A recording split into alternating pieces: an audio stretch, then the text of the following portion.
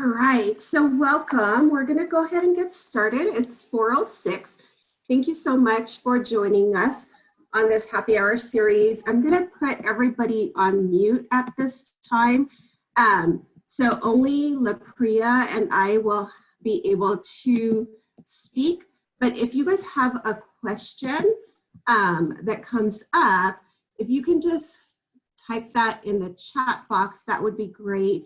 And then we can make sure we address it either while we're talking and going over our presentation or at the end. We will definitely open up everybody's mic to be able to ask questions.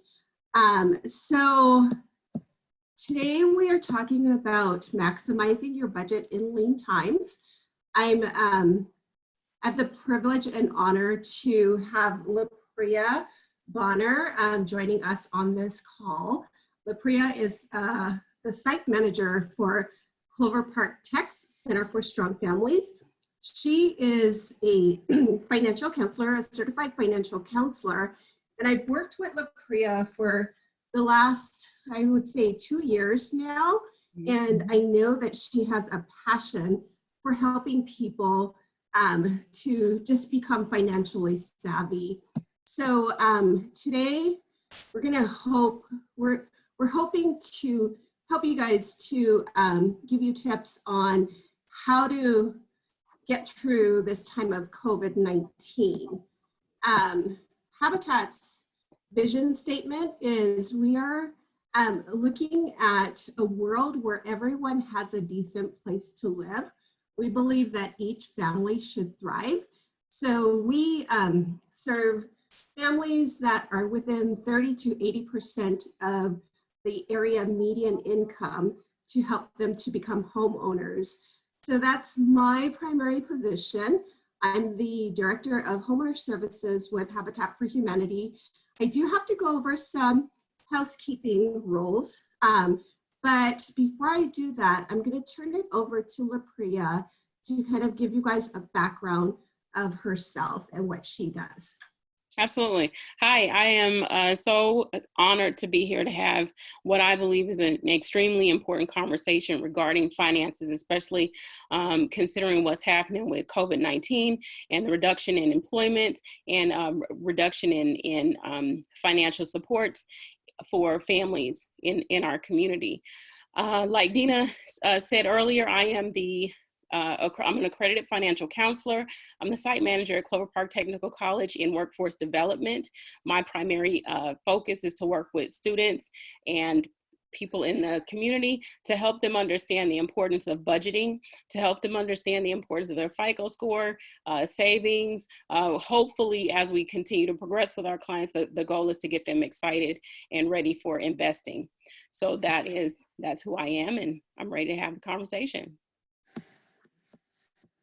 All right, so I hope you guys have your drinks ready because we have a presentation ready for you guys, and this is happy hour. So I have my orange juice here.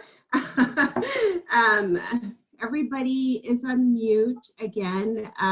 If you are on video, just make sure you're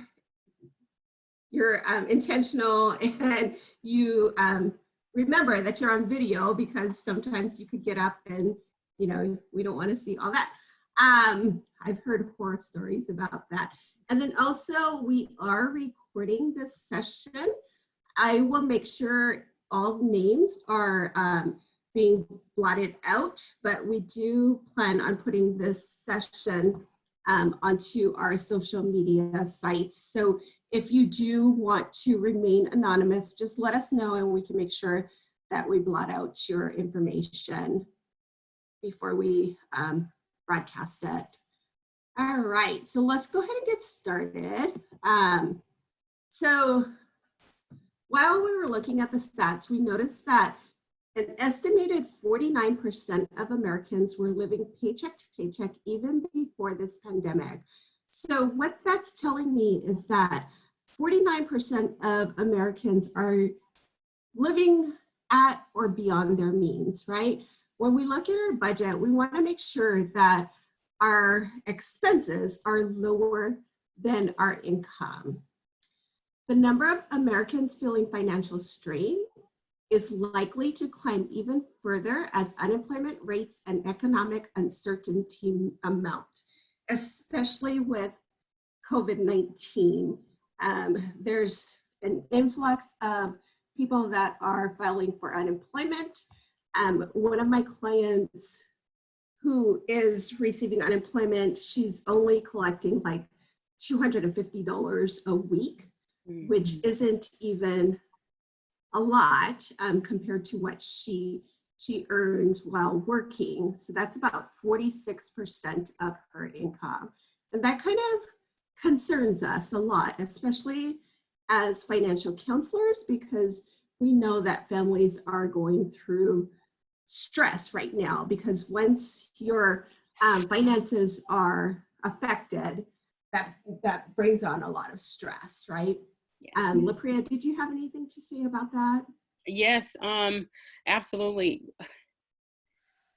The thought right now, when we think about why we do this work, why we talk about financial counseling, why it's important to stress the importance of personal finance, is because of the first bullet on this slide that indicated that 49% of Americans prior to this emergency were living paycheck to paycheck. And one thing I like to tell clients when I'm talking to them, or if we're talking inside of a workshop environment, is to understand that that 49% is across the board. So to never feel like that number is just affecting lower income people, people living in poverty, or people living in the middle class. It goes all the way up to upper level incomes. So the goal of financial counseling is to really understand, to really try to change your mind about how you feel about finances, what you are willing to do to navigate your finances. And we'll get into some of those strategies a little bit later on. And to make sure that you are taking what you have and trying to see how much more you can do with it, so that when we meet times like this, we are not necessarily completely prepared, but we are better prepared than what that statistic that we see on the screen. So 3 steps to maximizing your budget in lean time.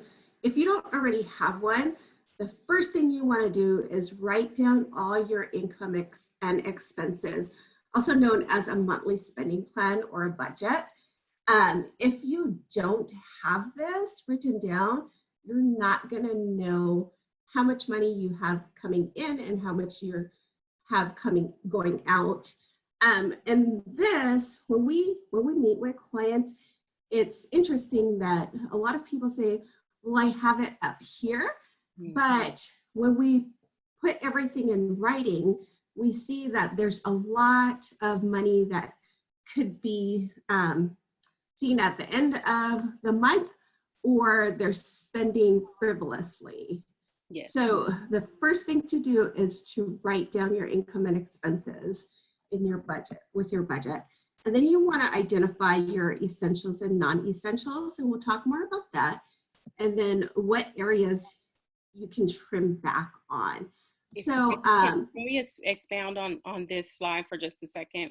Yeah, for sure. Okay, so when Deena mentions the 3 steps to maximizing your budget, obviously the first one, she says, if you don't already have one, to create one. Everyone who's in this webinar will receive an Excel file that has a budget shell for you to actually calculate these expenses for you once we complete this webinar. The reason there is a huge disconnect with what we think we are doing and what we are actually doing. So I'll use myself as an example. When I first started trying to really understand what it meant to be financially capable, and financial capacity merely means that you understand how to navigate the financial landscape to make the best decision for you and your family. So when I sat down, I told myself, I'm only spending what's necessary. I'm certain that that's what I'm doing. So, but when I pulled my bank statement told me a different story. At the time, the bank statement told me that I had spent $247 in 1 month, in the month of February 2018, on protein bars. That was a shock to me, because I thought I had only eaten a few protein bars. However, because I was swiping that card, and good for me that I was, if I wasn't swiping the card, then maybe holding on to the receipts so I can get a better picture of what I was doing with my money. So when we say, if you don't know, go ahead and write it down. Your bank account, if you have one, is going to be your best friend. In this moment, it is absolutely paramount, if you are underbanked, to become banked. And if you do not have access to a bank, or you feel as if maybe your credit score is a little low or something like that, that may be barring you from becoming an account holder, we can work with you on that with personal finance to help you get your credit together so that you can have access to these amazing financial tools that will absolutely help you during this time. The next bullet talks about identifying your essential needs and your non-essential needs. So this is where how you feel and what you believe about what's coming into your life is actually important. So if I say, there are households that say my cable is an absolute essential. So when we say things like that, we have to remember that, is it really essential? So essential meaning, is it detrimental to you living your life, literally living your life? So when I think about it, cable in specifics, I'm talking about maybe a cable bill that's around $150, $175 a month. So if I'm looking at that calculation, I'm saying $175 a month times 12 gives me $2,100 a year. That's going to go to Xfinity or Comcast. And today, Comcast, so if I'm looking at the tickers right now.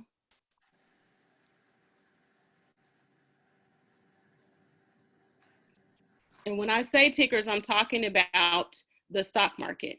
So if I'm looking at Comcast today, Comcast closed at $35.14 a share.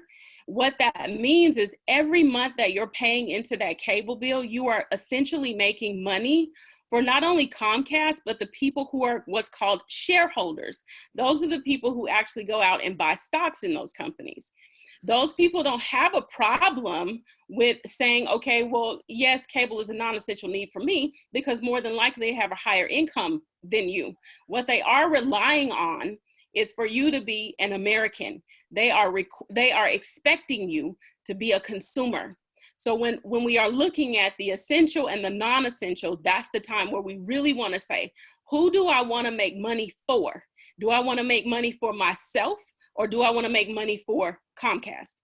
Do I want to make money for AMC? Do I want to make money for whoever that may be getting your non-essential money that you may be assuming is essential? And so that's something that we have to go in and actually examine for ourselves. And then where are the areas that you can trim back? Again, that goes right back to that top bullet when we're talking about that budget and saying, okay, this is exactly what I have. This is exactly what's going out. And then you can look at what's coming in versus what's coming out. And then you can say, wait a minute, hold on. I did spend $200 at Jack in the Box last month. Should I have really done that? Yeah? Yeah, nice. Well, thank you. You kind of got ahead of me, but I do want, you do bring up a good point when you say that, you worked on your budget and you looked at what areas you were spending on the most as financial counselors. And this is what I really admire about you, is that we practice what we preach, right? We're not gonna have our clients do something that we haven't done. We've lived this. Yes. And we know that it's possible, but it does take a lot of determination and commitment. Mm-hmm. And we're willing to walk alongside you to help you with this. Yeah. So LaPria shared her story.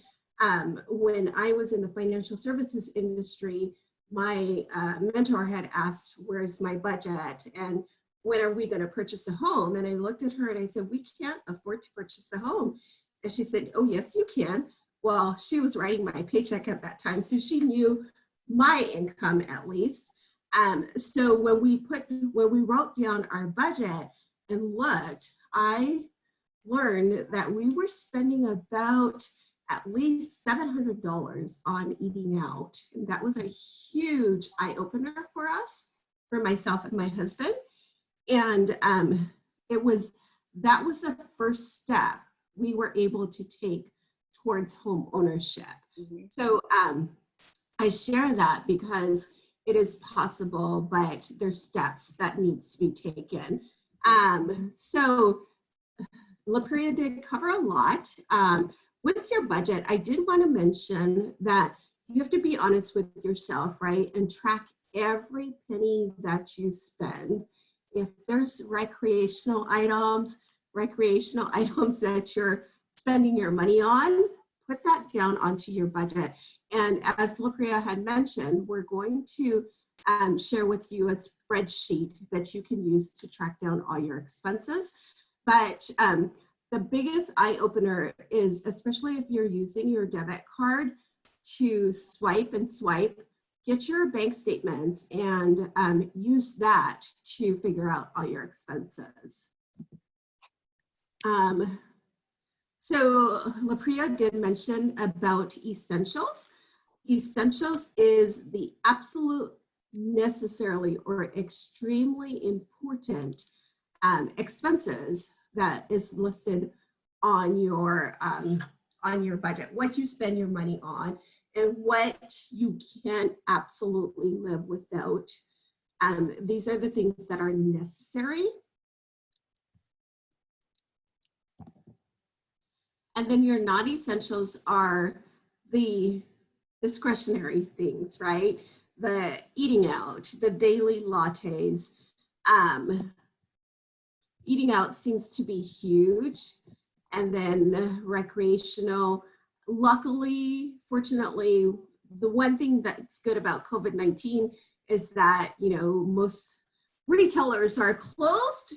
And so we can't just go to the mall and frivolously spend. So we should be able to save some money there.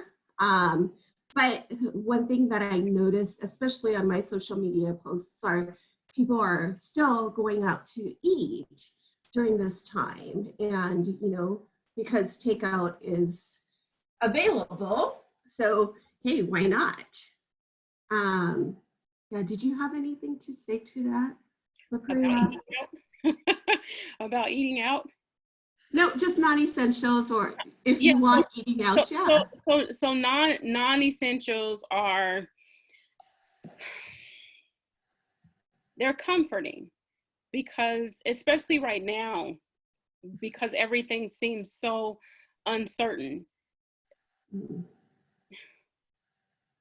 And I don't want to put a negative spin on non-essentials too much. Because right now, because we are facing something that hasn't been faced in more than 100 years, I don't want to discount the need to get away mentally for a moment, especially considering we are so bound by our homes. But I do want us to pace ourselves when it comes to a non-essential.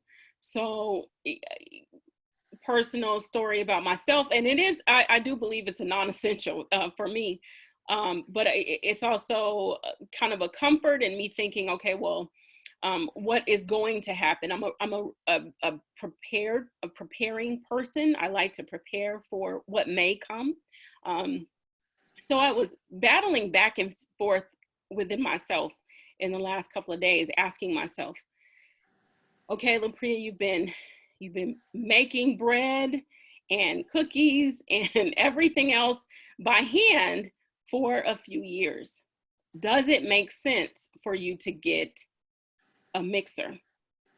And so I'm going back and forth. I talked to my husband because it's quite a bit of money and it's not rent. So I go back and forth and I say, okay, well, what do I want to do? Like I said, I kind of played with this for a couple of days. Again, we talk about financial capacity, which is the ability to scrutinize, analyze, and then make a decision, a conscious decision about how to move forward on those things that are essential and are essential and non-essential. So I went back and forth on it and said to myself, okay, I've been wanting this thing for the last couple of years. I'm not necessarily sure where I'm going to stand in the next year. Even as state colleges face layoffs, I don't know the trajectory of my own job. So what is the decision that I should make? For me, it made sense to push forward on that non-essential item because I'm thinking about the years and years and years worth of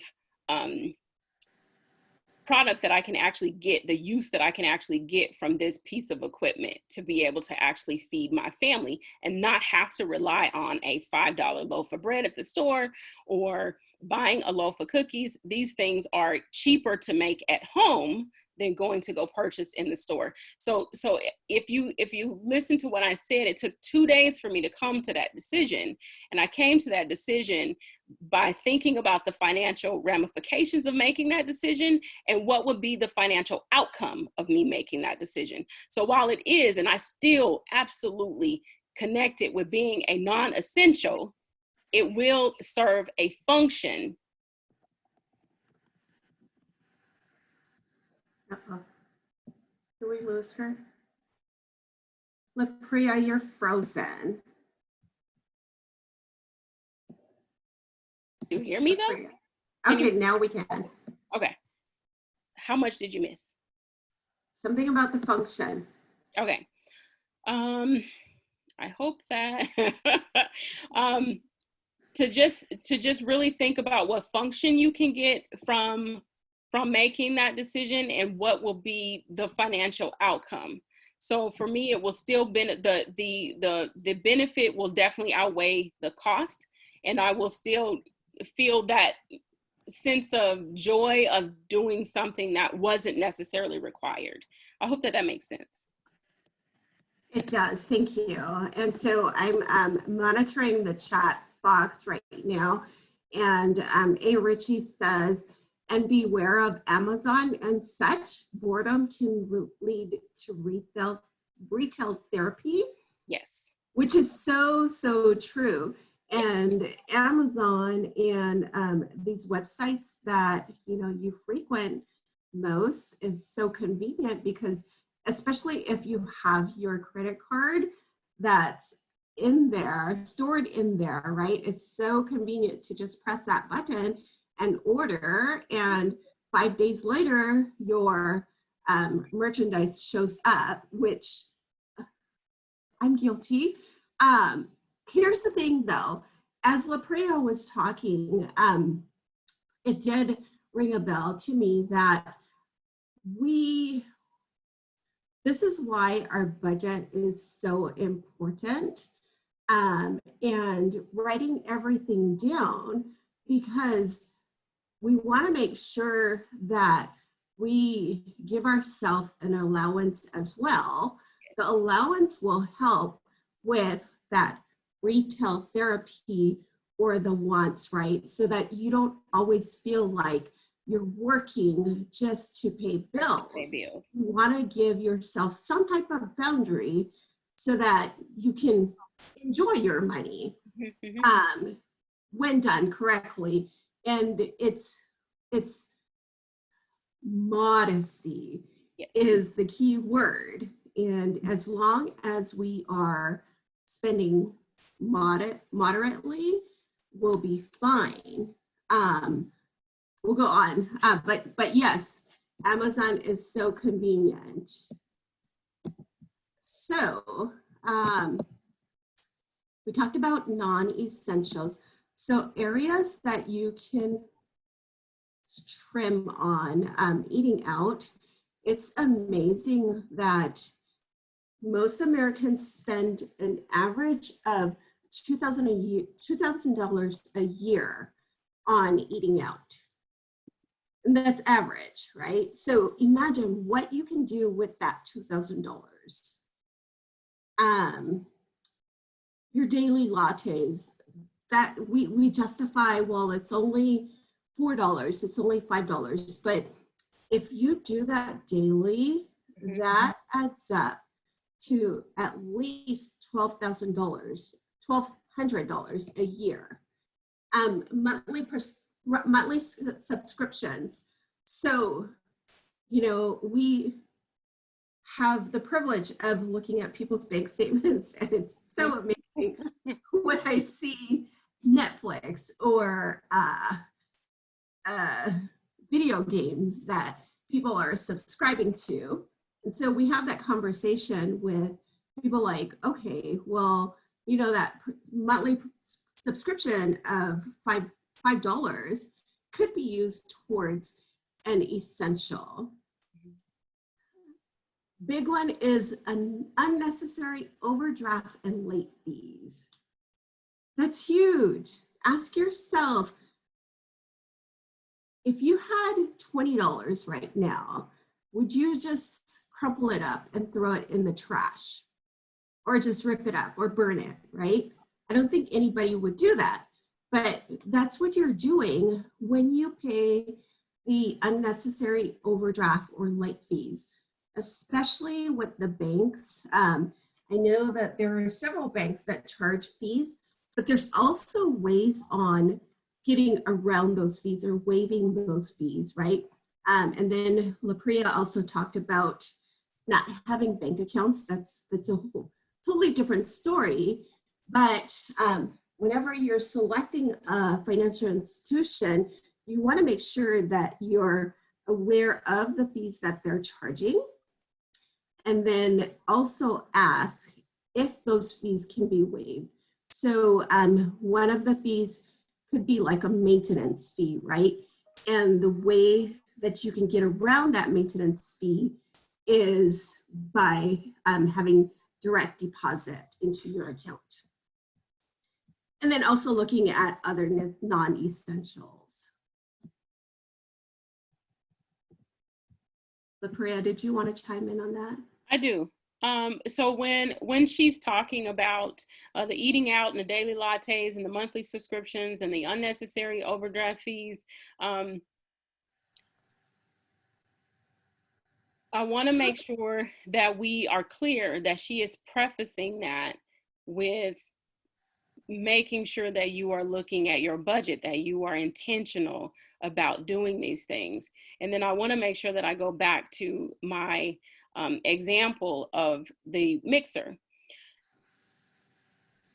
Because I am a financial counselor, because I do know I'm very strict about my budget, and I'm very strict about where my money goes and how it goes.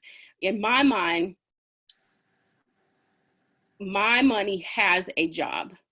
And so whether that job is saving or whether that job is investing or whether that job is paying for tuition for my daughter, every dollar has a job. So even when I make that decision doesn't interrupt anything else that's on my budget. It doesn't now, the mixer doesn't now take the place of tuition. The mixer now doesn't take the place of investing. It is money that is already set aside for saving. And so I want to make sure that when we're saying, okay, I want to have these lattes, be intentional about those lattes. So if you expect to have lattes 4 times a month, make sure that that's inside your budget. So that way you're not going outside of your budget and you don't have to feel guilty about it when you do it. If you have a monthly subscription, take that monthly subscription, multiply by 12, and then ask yourself, can I really afford to do that? Will I really feel good in a year having paid Amazon $179 for a Prime membership when I know that I don't necessarily shop on Prime except for maybe two rush days out of the year? So maybe decide 2 times a year, 3 times a year, I am going to buy big stuff from Amazon. I am not going to pay this. I'm going to pay the shipping fee, and bam, you're not going to get $179 from me. If that makes sense for you. It may not make sense for you to do that, but I just want to make sure that we are examining every dollar that goes out of the door. I like that. Right. So maybe you don't spend money on the non-essentials, right? You're really, really lean with your finances, especially during this time. what you want to do, if you know that if your budget shows that you're lean and you're disciplined about every penny is going towards the essentials, then you want to revisit your essentials, because there could be money there that you're overspending on. So groceries, we all know that we need to eat, right? But do we really need the steak? Do we really need, the name brand items? When I was in my other position as a financial counselor, one of our counselors had challenged us to do a pantry challenge, meaning that for the next couple weeks that you would only use what's in your pantry and not go to the grocery store for anything else. You'd be amazed on how much things we throw away, how much food we waste because it's expired, because we bought it at a time that we were hungry and it just sat in our pantry, right? So make this time fun, especially if you have children. Get them involved with, seeing where you can trim back on, especially when it comes to groceries. Your auto insurance might be a good expense to look at as well. I would not recommend that you drop your auto insurance because you will need it in the time, of an accident, and we can't say when that would happen. But you want to, especially if you didn't have insurance before, and this is your first time getting insurance, if you've been with that insurance company for more than 6 months, now's the time to revisit it to see if you can go into a primary insurance company as opposed to the substandard companies, because the substandard companies, when you're first starting out, will charge you a lot more, and they're not going to tell you now is the time to look at your auto insurance premiums. So shop around.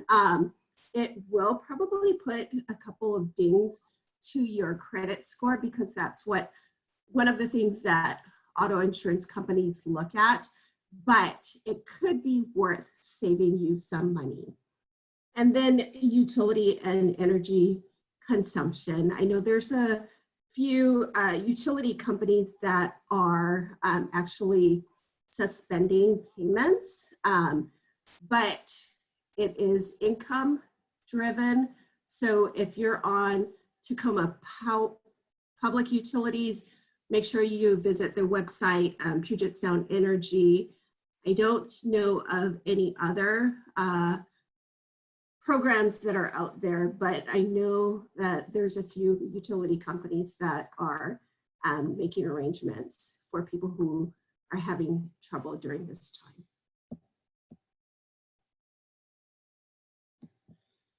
All right, so let's talk about 401k and retirement account information. So with COVID-19, I know that they are making some type of exceptions if you need to take out your money during this time. If you need extra money, there will be, so the 10% penalty that is usually charged for early withdrawals are being waived for distributions made in 2020. That distribution can be taxed as income though. So they're only waiving the 10%.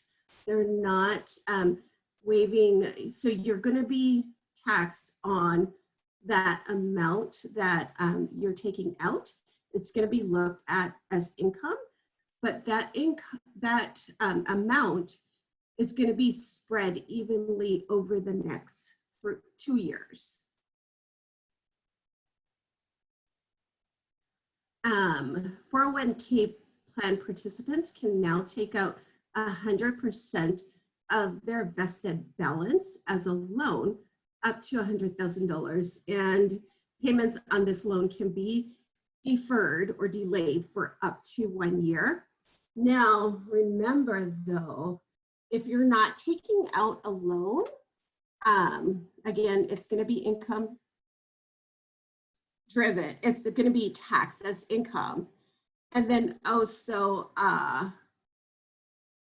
if you take out that loan, so one of the things that people don't realize is that you're losing money because you're taking out your investments, right? And so you lose that compound interest whenever you borrow money against your 401k. So we want to make sure that you understand those ramifications. LaPria, did you want to add on to anything about that? About the 401k? Yeah, and taking out of your retirement account? My personal advice is, unless you absolutely have to, it's a place I wouldn't touch.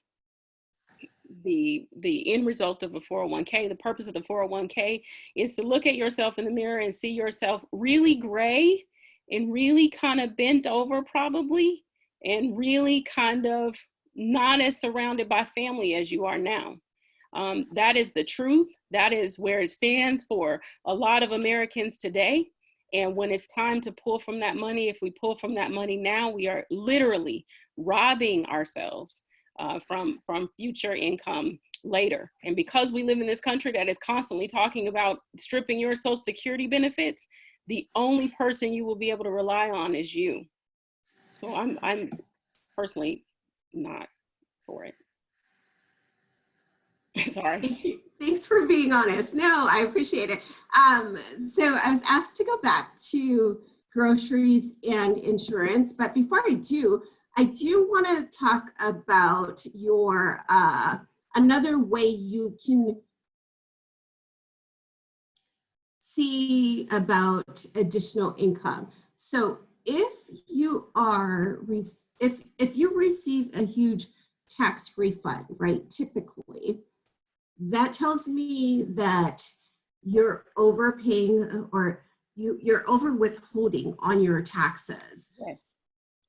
Most wealthy people will tell you that they'd rather owe the IRS than get a refund, because essentially what we're doing is we're giving a big amount every paycheck to the IRS and saying, here you go, just in case I have to owe taxes.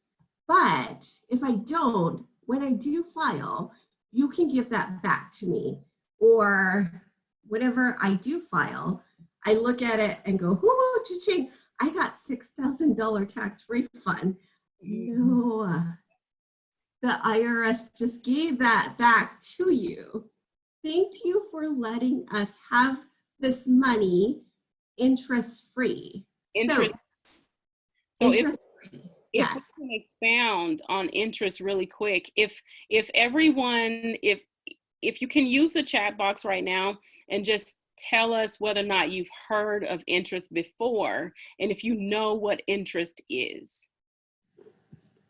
So if you've heard of interest before or know what interest is, go ahead and type in the chat box for us right now. Harry, yep. Okay. So just because I didn't see, okay, yes, okay, all right. So the definition of interest is the cost of borrowing money. It is the cost of borrowing money. And when we are talking about the cost of borrowing money in a financial situation, that cost of borrowing money is directly connected to your FICO score and your credit report. But when we are not having the right allowances stated on our W-4, we are telling the federal government, we're not going to charge you to borrow this money from us. But you better believe every time you walk into a bank and you apply for a car loan, or you decide to put money into something else, they're going to charge you, which is called an APR. It's called an annual percentage rate. So when you hear the difference between the two, I want you to walk away with this. An APY is what you get back in return. An APR is what you have to pay.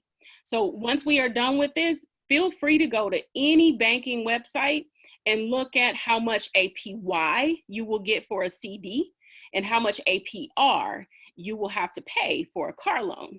And you'll see a vast difference. So when you fill out your W-4 and you don't fill it out to where you get almost all of your money back, what you are telling the bank is that I am not going to charge you an APR for this free money.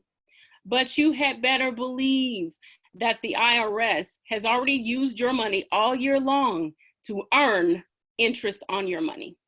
That's the importance of making sure that that W-4 is filled out correctly. Thank you. All right, so revisiting your essentials. Yes. Groceries and auto insurance. Yes. So when we're talking about groceries right now, it is ridiculously interesting. So I did a little poll the other day to ask different people what exactly did they see when they went into the grocery store. I am an at-risk and high-risk person for COVID because I have asthma. So if you hear my voice sounding raspy or I'm going in and out when I'm talking, it's because of that pre-existing condition. With that said, what I rely on is my husband to go to the store, or we have food delivered here. So I haven't been to my coveted Fred Meyer's in more than 6 weeks, which is almost withdrawal for me, because that is the thing that I do. Outside of that, I'm a pretty boring person. I like to go to the food aisle. I like to see what's on sale. I like to see, I like to grab my own sodas in my hand. So I had to reach out to ask other people exactly what it looked like in the store. And the answers were kind of sporadic all over the place. One thing that I did notice is that a lot of people were saying that the meat was sporadic in Costco, and now I'm hearing on the news that they are limiting your supply that you can actually get. And then obviously pasta, flour, beans, those type of things are not stable on the shelf. With that said, if you have the ability right now, and you have, like, maybe you live in a multi-family home where you have people who are not immunocompromised that can go out and hunt for these things, when we're talking about being able to stretch your grocery budget, is to try to find those things that are not easily found right now. So if you can find a place that you can get oatmeal in bulk, you can get yogurt in bulk, you can get a whole chicken versus deli meat, because deli meat obviously is ridiculously processed, and I promise you can get more meat off of the bone of a whole chicken than you can a pack of Oscar Mayer. So if you can grab those things and say, okay, for 2 weeks out of 2 days out of the week, we're going to focus on soups. 2 days out of the week, maybe we're going to focus on beans. And a day out of the week, we're going to do a big pot roast. Breakfast is going to be pretty stagnant. You would be surprised at how far a bag of flour will get you when it comes to making pancakes. That's been one of my favorite pastimes in the last few weeks is making homemade pancakes. Is flour, baking powder, sugar, a little salt, some milk, 1 egg, and yay, you've got 4 freshly made pancakes at home. And it's super, super, super cheap because you're only using 1.5 cups of flour. So if we're talking about making sure that our money is really being stretched, we have to really look at how much will it cost me to buy this pack of burritos versus me actually making burritos at home, learning how to actually make tortillas, And that could be everybody's at home right now, or almost everybody except for our non-essential workers are at home right now. And if you have that time, that could be a family activity. So say you've not had the time to be able to help your son or your daughter prepare on how to cook food once they leave the house. This is an excellent opportunity to go in and try your hand in that. And then in regards to the auto insurance, when Deena talked about the ding on your credit, looking around for auto insurance, I would suggest that you right now, if you have access to it, if you can log into CreditWise or Credit Karma or Credit Sesame to get an overview of what your credit score looks like. Now, I want to be really clear about this. This is just an overview. Those are not credit bureaus. It is simply a credit monitoring situation. But as long as you can get an idea, and typically they'll be off about 20 points when it comes to your credit score. But if you can look at your credit score, that'll be a pre-qualification on whether or not you should actually seek out different auto insurance. Because again, your credit score, your FICO score, is directly connected with how much you pay in your auto insurance. I've had several clients who come and had extreme amounts of they're paying a really high premium for their auto insurance, and it's directly connected to their credit report. So I just wanted to make sure that I emphasize those two things.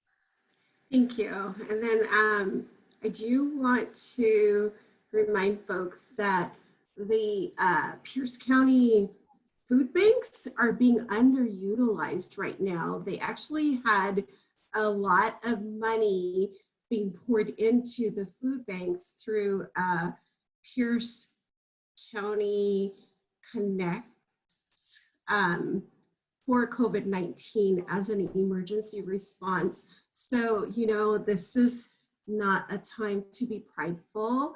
I've seen pictures of the food that they do give out at the food banks, and it looks like good name brand food. So if your family is struggling, this is a time, especially since we have our children home, they're eating a lot. I know I'm working from home and my husband says, oh my gosh, you use all the dishes nowadays. And so we have to run our dishwasher at least 3 times a week now, when it used to be only once or twice. So food banks, a good resource. Yeah, so we're that you can't find right now too. So that's going to be your rice and your flour and your beans that are not on the grocery shelf.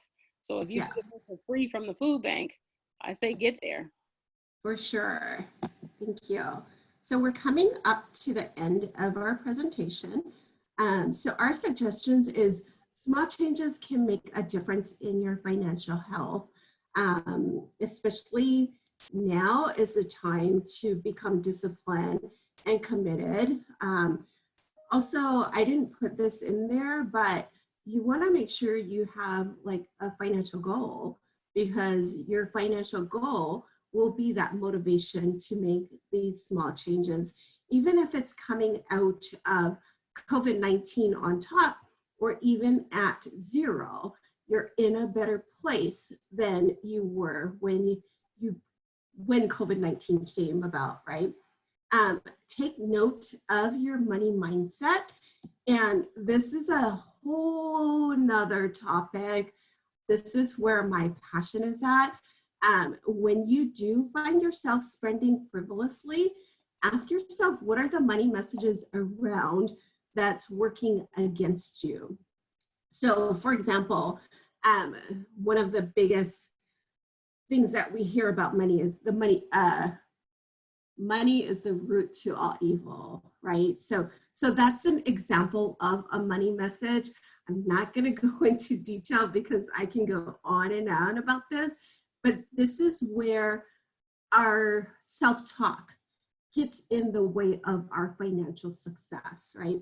And if you want to learn more about that, I would say reach out to myself or to LaPria.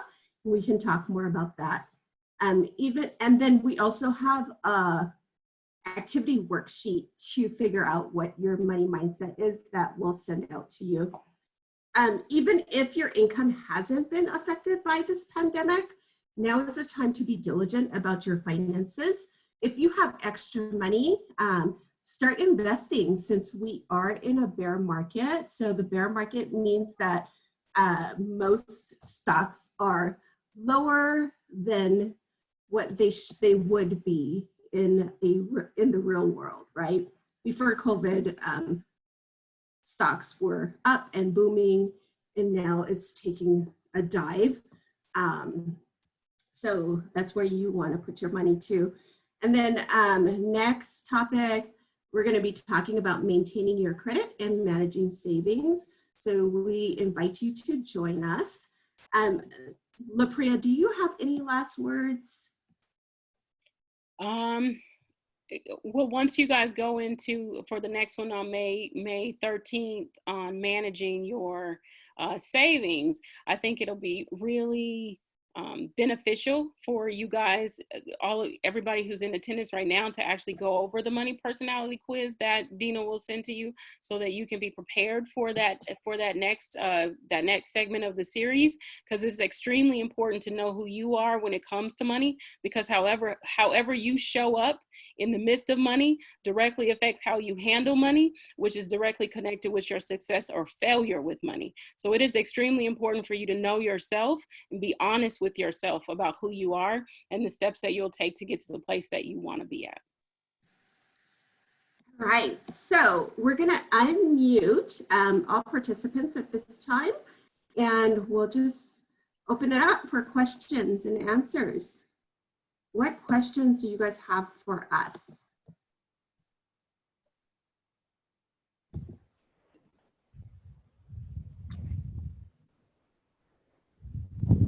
Can you do me a favor, and can you type in the chat box your information if you don't mind sharing? Is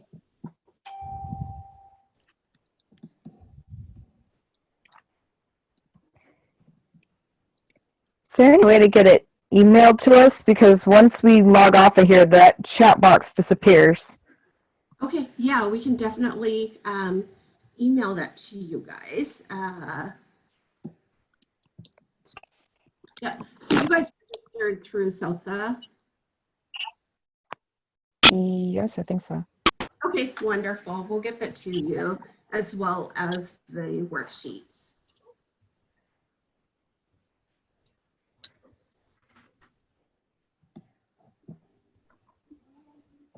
Yeah, does anybody have any questions? Does anybody else on here have kids? Oh, yeah. Has anybody else been doing the lunch things at the schools?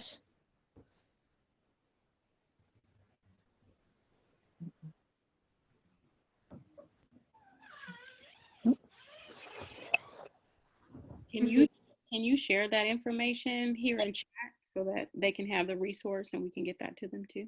It varies by school district, but every school district has to provide some way of having a free meal program to anybody under the age of 18. So even my kid, who doesn't go to school because he's not even 2, is able to go and get a school lunch every day. And my kids, they usually provide like enough for breakfast and lunch for a kid in one go. And, you know, not every kid eats everything. So we even have like a snack bin, and that's the only way we've been getting through the last couple of weeks. That's awesome. We've got a few kids here. So now how would a parent be able to connect with, would they call the school district or? Yes. Most school districts have it on their website, on the district website. And if not, if they get a hold of anybody in their school, even be it their teacher or whatever, they all are supposed to have that resource. I work for one district and have kids in another. So I find out all kinds of interesting things. Thanks so much for sharing.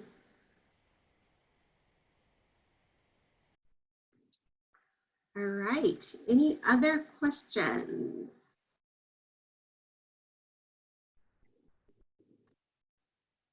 If there's no other questions, I thank you guys so much for joining us. Again, we'll go ahead and send out those activity worksheets as well as our contact info. We did not mention, but financial counseling, at least through us right now, is available free of charge. But I do want you guys to know that registration and making an appointment is necessary because our time is actually spent. But we do want to come alongside you and help you during this time, whatever your financial needs are. All right, thank you so much, guys, for joining us. Yay. Thank you for hosting. Thank you. Take care. Bye. Bye. Bye-bye.